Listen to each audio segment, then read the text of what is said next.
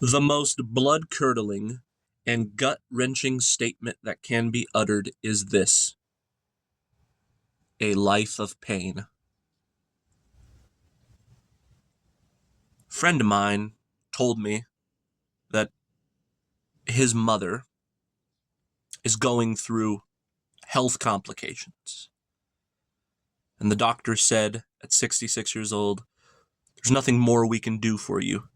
You're just going to have to take your medication and live a life of pain. And I was like, ooh, a life of pain. And they told my mom the same thing. They said, we're going to put you on hospice. You're going to live a life of pain. I look at all the others, but they're just all of the fucking pain and the disease and the mental illness. And it's a fucking cancer toilet is what it is.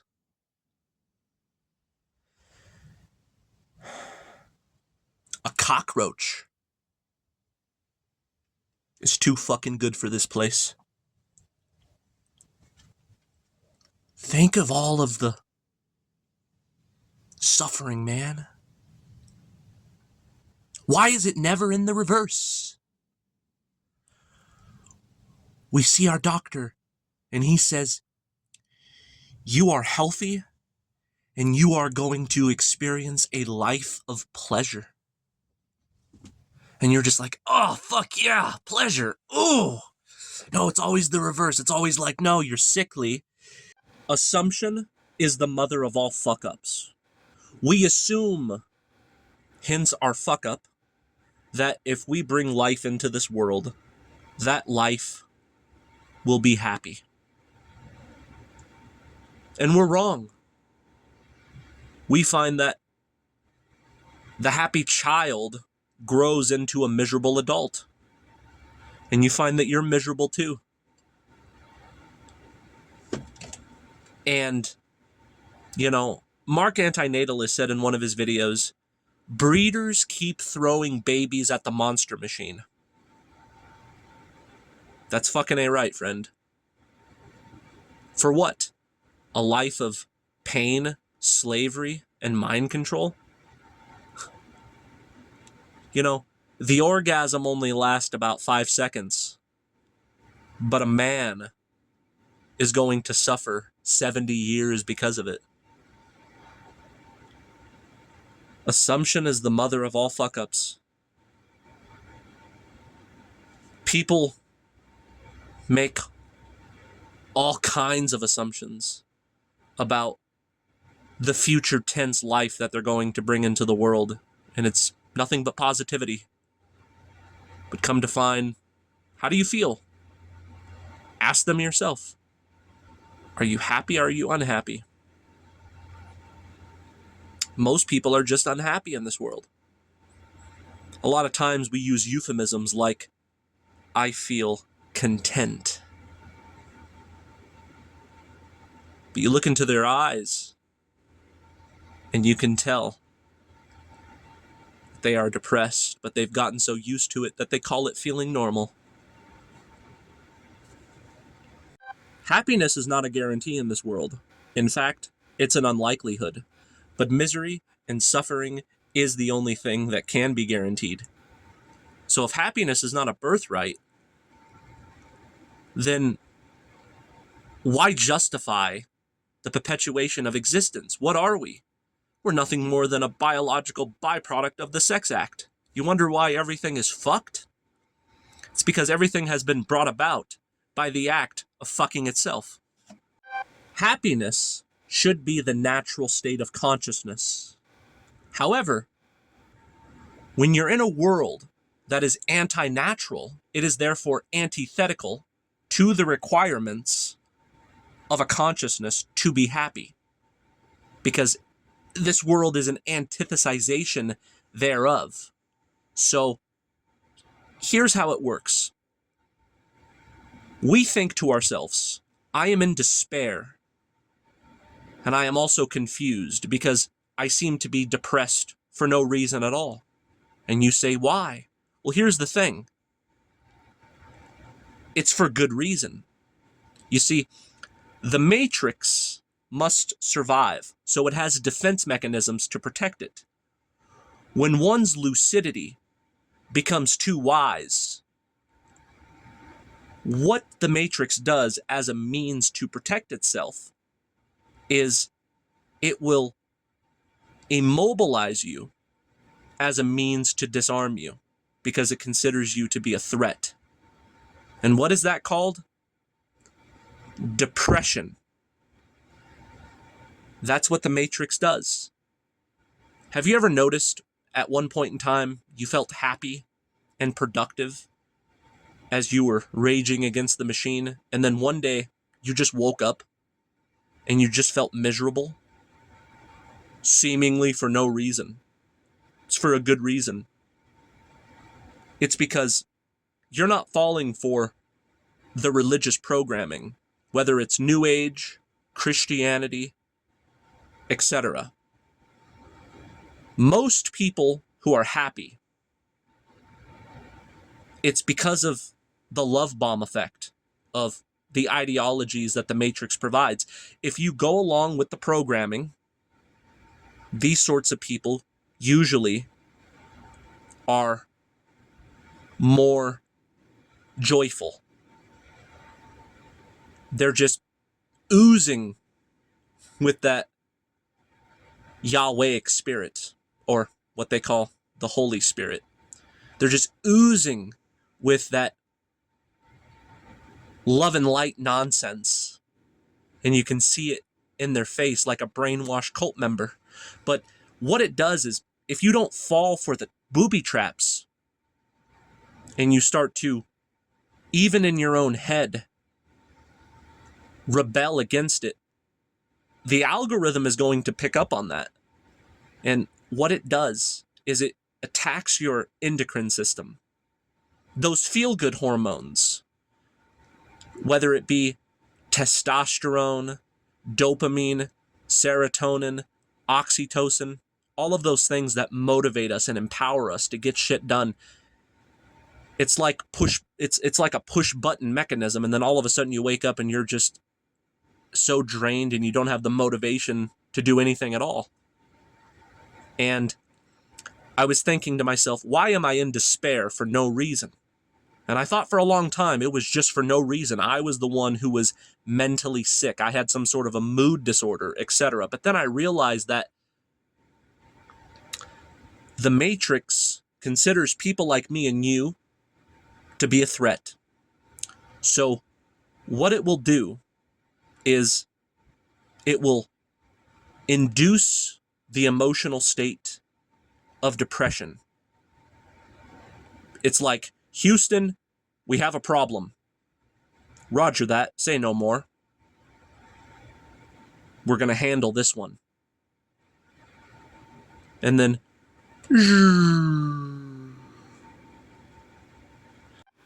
this will conclude part 1 of this video.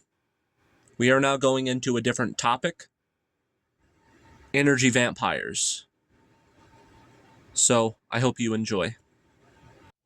Egalitarian reciprocity is a foreign tongue to the energy vampire, because their mode of operation is one-sided conversations. They're not talking with you. They're talking at you. And there's a big difference. They don't have communication skills whatsoever, because to them, they are the communicating and you are the communicated. So, essentially, diplomacy should be the exchange of cause and effect, where the one who is active and talking, and then the other who is passive and listening, the talker is the cause and the listener is the effect. And then you're supposed to switch the role. But these people, they'll give you their whole fucking life story. And if you try to give testimonial, anecdotal response to what they're saying, they'll just be like, and just continue to talk about themselves. There's no mutual benefit. Energy vampires are selfish conversationalists. They view their interlocutor as the shat upon, a crash test dummy that is there for them to use and abuse as an emotional tampon.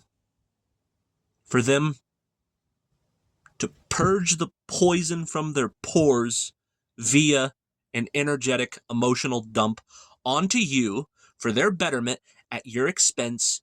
You have been victimized, and you know exactly who these people are because you experience it all the time. Somebody calls you up, and you, due to compassion, I call it stupidity, but some people call it compassion, you say, hello? And you know they're going to talk your fucking ear off. And you know they're going to be long-winded. But you know what ends up happening? You get off the phone with them an hour later, 45 minutes later, and you're just mentally exhausted. With urgency and desperation from their behalf, you are sought after. Because ultimately, they're drama queens and attention whores. And you serve the purpose for them as being representational. They're like a solipsist. They think only their own mind and consciousness is the only thing that's sure to exist. So they are the subject. And when they look at you as representational, you have become an object in their eyes. And like a bleeding heart liberal, man, they'll just ooze it all over the place. Their fucking open chest exposed. The diehard bleeding heart of narcissism just gushes up a storm, doesn't it? They invalidate and spread negativity towards everyone and everything except for themselves. And they think you should lend an ear. But do they ever lend you an ear? Never. In fact, as soon as they get off the phone with you, you know what's going to happen?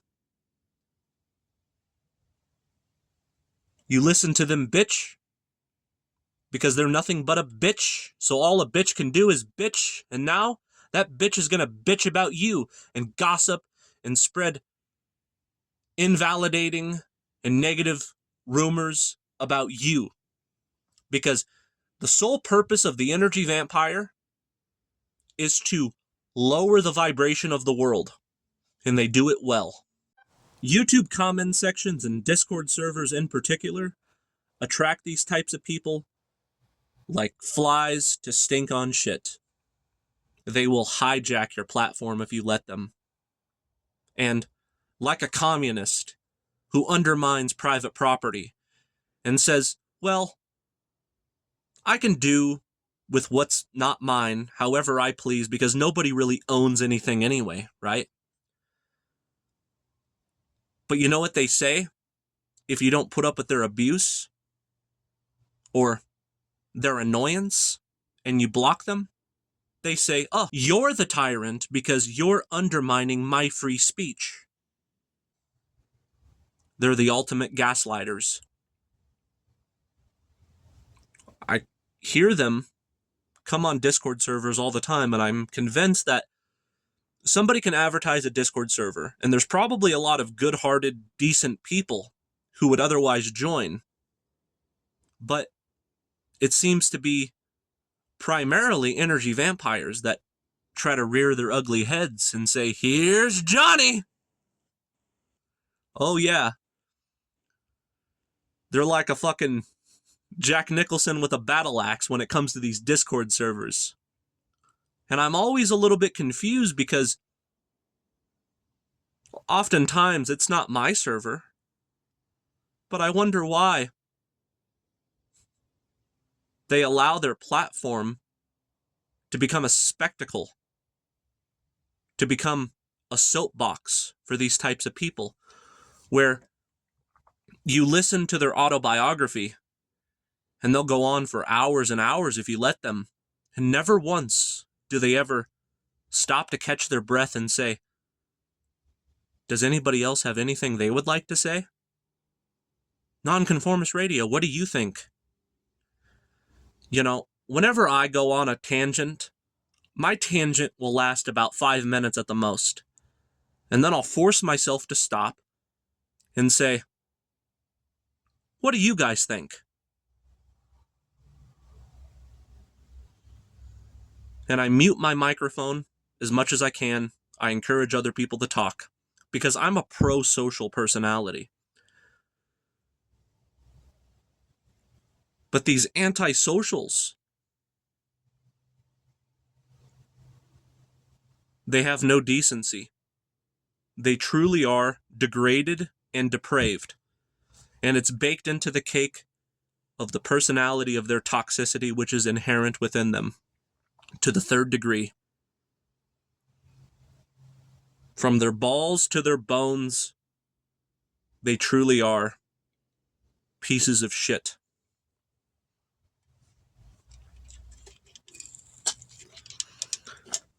And I'm sick and tired of being sick and tired by these people, because you know what they do? If you give them a platform, they're going to hijack it. And they're going to undermine the integrity. And they're going to drain the energy of all of the people who are listening.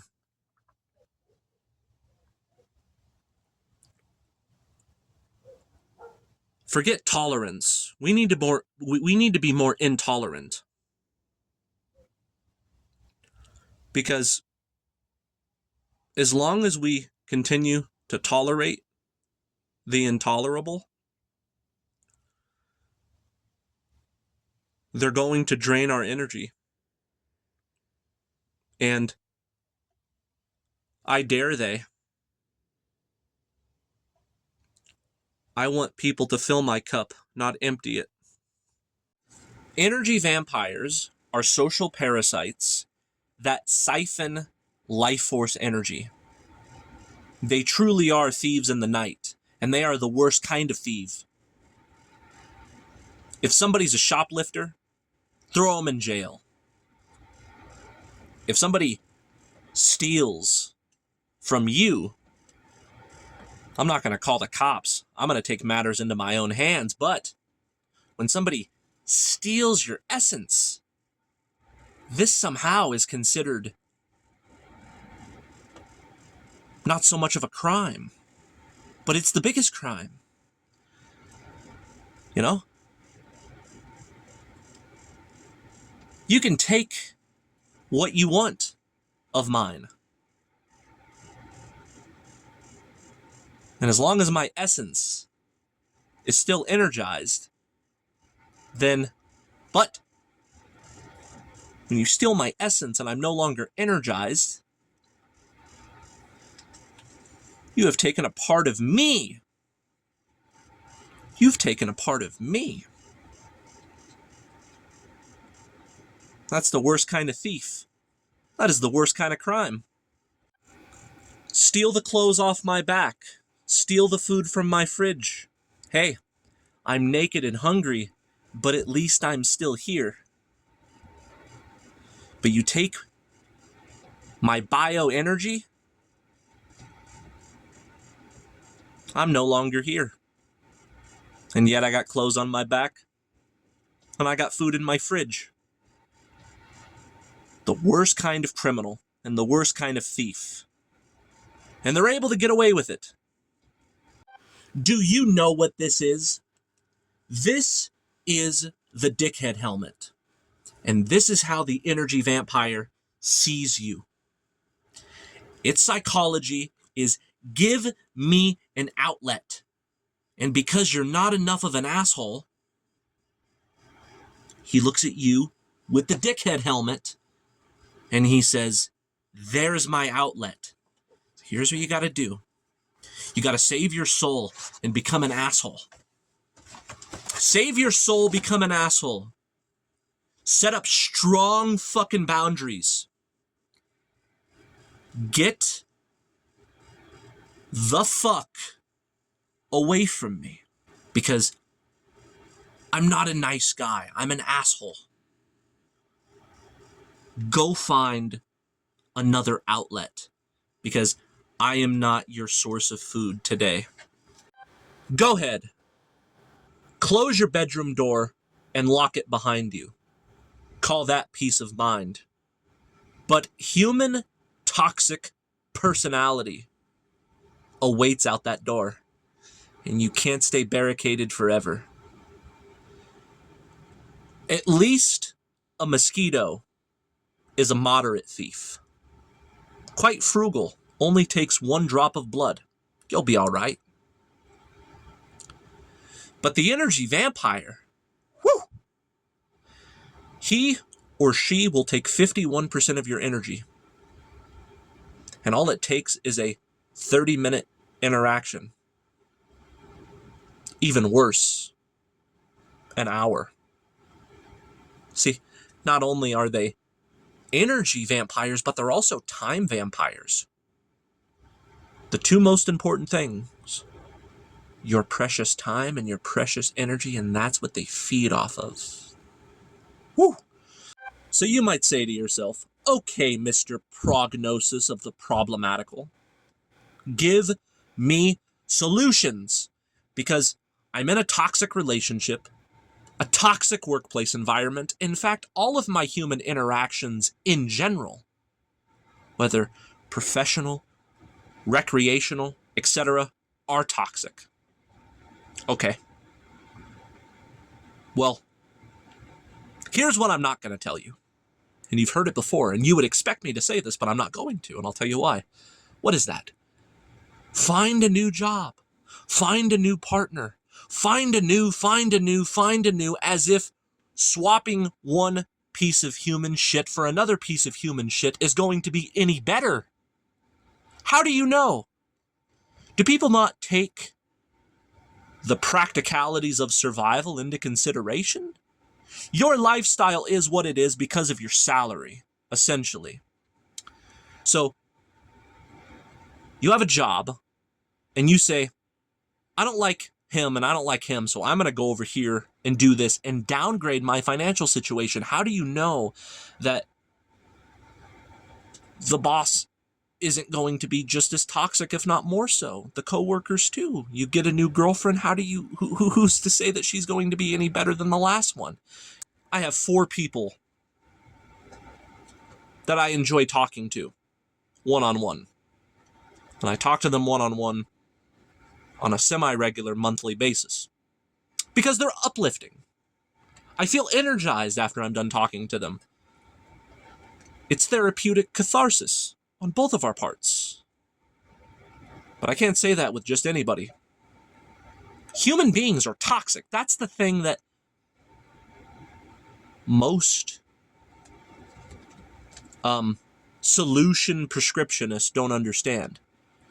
You know, you got Tony Robinson strutting his ass on stage with a microphone, and he says, if you're in a toxic workplace environment, you just have to find a new job, a better job.